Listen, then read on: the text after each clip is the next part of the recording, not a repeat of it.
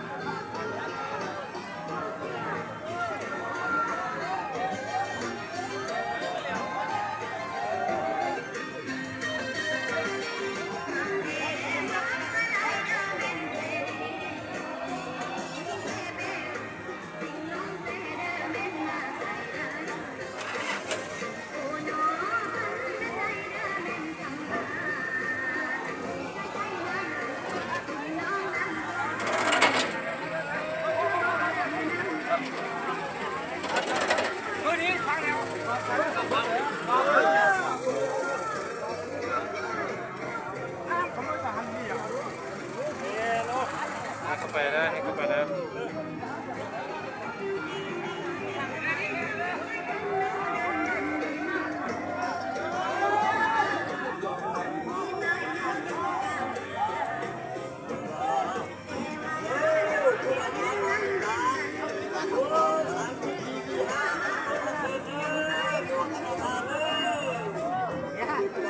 เข้าไปแล้วนะเข้าไปแล้วกับซัดเด้อ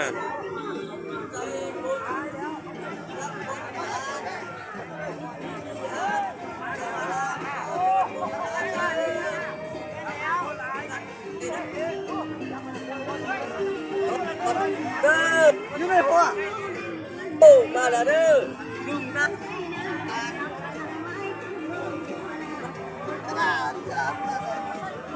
ไปหน้าบุญเดินที่มาบริจาคแล้วเส้นทีได้รับรถแรงมาบริจาค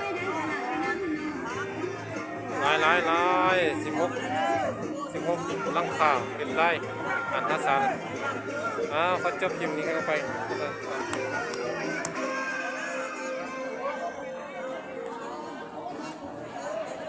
ร้อยแล้ว